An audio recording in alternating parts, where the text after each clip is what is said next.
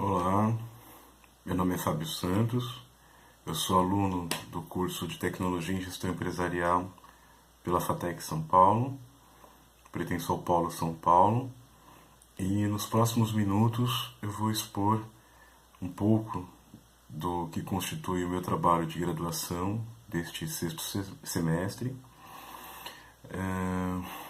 E já antecipo que foi uma escolha difícil porque há muitos temas em voga aí no nosso cotidiano e eu optei por tratar do tema empreendedorismo, mas um aspecto específico do empreendedorismo, também bastante complexo e difícil, que é a relação entre empreendedorismo e crise econômica. Pensando numa perspectiva geral, né, considerando que nós vivemos uma sociedade capitalista e, como a maioria das sociedades capitalistas, nós somos regidos por leis de mercado, por relações entre essas leis e o Estado.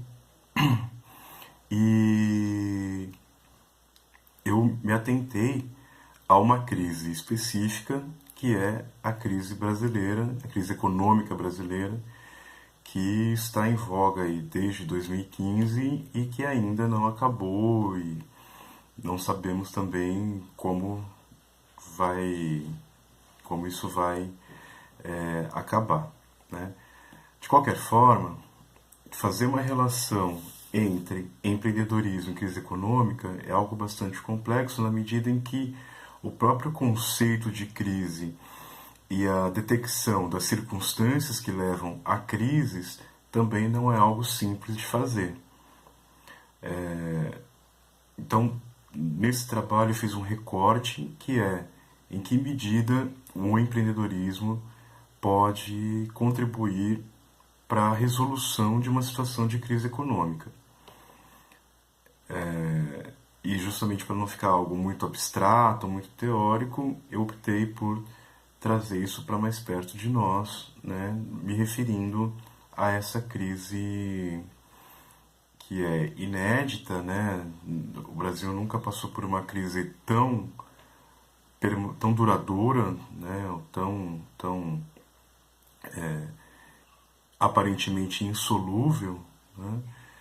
Já está havendo sinais de recuperação, porém não chega nem perto daquilo que deveria ser para que o Brasil voltasse, para que o Brasil possa voltar a crescer. Bom,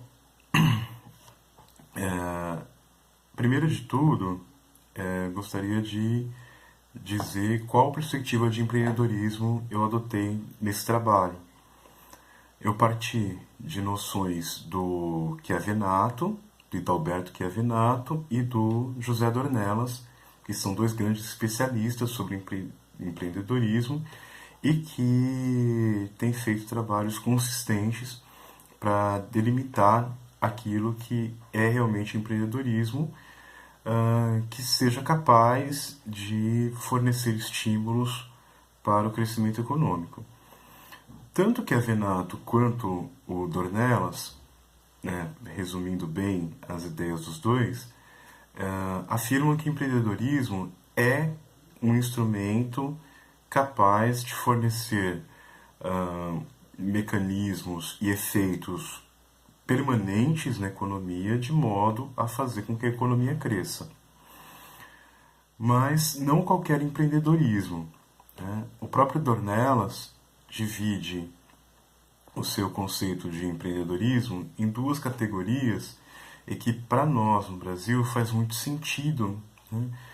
que são basicamente um empreendedorismo movido por necessidade e o empreendedorismo que ele chama de schumpeteriano,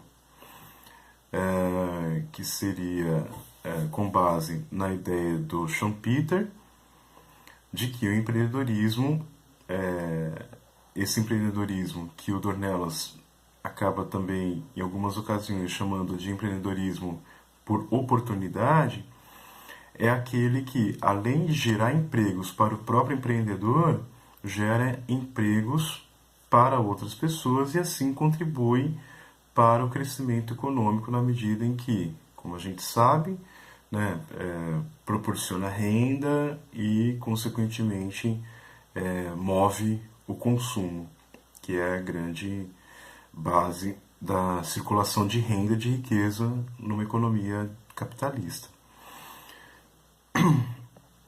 O Chiavenato usa dois conceitos muito próximos do Dornelas, que são o empreendedor artesão e o empreendedor administrador. Então, grosso modo, a gente poderia dizer que o empreendedor artesão é o empreendedor por necessidade e o empreendedor administrador é o empreendedor por oportunidade.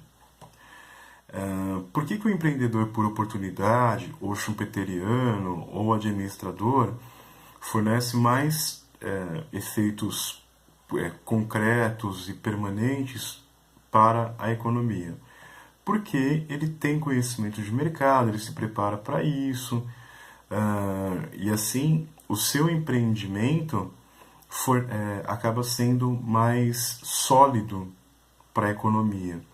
Enquanto o empreendedor por necessidade, ele continua mais suscetível às, vamos dizer, às variações do mercado, né? Normalmente, o empreendedor por necessidade é aquele que perde o emprego, que, enfim, fica sem a sua subsistência e enxerga na abertura de um negócio, qualquer que seja esse negócio, a possibilidade de garantir a própria subsistência. Essa questão é fundamental para esse trabalho, para essa perspectiva, porque quando o empreendedor, por necessidade, tem a possibilidade de voltar para o mercado de trabalho formal, ele volta. Então, esse negócio que ele abre tende a se dissolver quando a economia passa por um período de crescimento. Enquanto o empreendedor por oportunidade, o schumpeteriano, ele permanece, né? Então, os efeitos do fruto do seu empreendedorismo acabam sendo mais duradouros dentro da economia. Muito bem. Então, distintos esses dois tipos básicos de empreendedorismo, nós podemos observar que no Brasil existe uma tendência, não que seja a maioria, mas existe uma tendência ao empreendedorismo por necessidade ser mais frequente ou mais presente do que o empreendedorismo por oportunidade. Quem diz isso é o GEM, o Global Entrepreneurship Monitor, que é um índice de proporções mundiais que mede o quanto cada nação investe no empreendedorismo, o quanto o empreendedorismo está presente em cada nação. O Brasil não tem uma posição ruim nesse índice, né? Mas o Brasil tem, historicamente, grandes dificuldades de empreender. E aí a gente já sabe, né? Toda a burocracia, né, que envolve empreender no Brasil, etc, etc, né? Não é esse o foco do trabalho, mas, infelizmente, no Brasil, o empreendedorismo passa por essas barreiras, né, que são assim, praticamente intransponíveis enquanto não se revir a intervenção da máquina pública, do Estado, para favorecer o empreendedorismo, né? Bom, o meu trabalho partiu do trabalho do Simon Parker, né, no qual ele se pergunta como as legislações e como as ações políticas podem fazer do empreendedorismo um estímulo permanente para o crescimento econômico. Ele utilizou seus dados a partir das economias alemã, francesa e inglesa, né?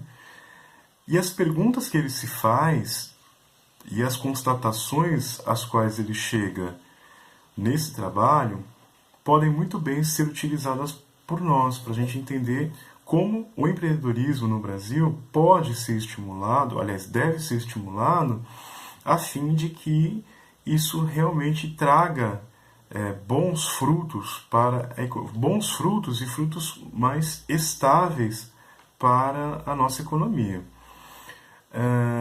O Parker arrola 3 razões pelas quais o governo, o Estado, deve investir no empreendedorismo e de que modo ele deve intervir para que o empreendedorismo seja um instrumento realmente capaz de estimular a economia. Então ele parte de 3 constatações, né? Primeiro, de que as taxas de desemprego caem quando a economia está em ascensão e aumentam quando há queda do crescimento. Ou seja, que é uma constatação meio óbvia, né, de que quando a economia está em crescimento, o emprego cresce, quando a economia está em recessão, o emprego diminui. Novas empresas criam muito mais empregos que empresas já estabelecidas. E essas empresas já estabelecidas tendem mais à dissolução do que à criação de vagas.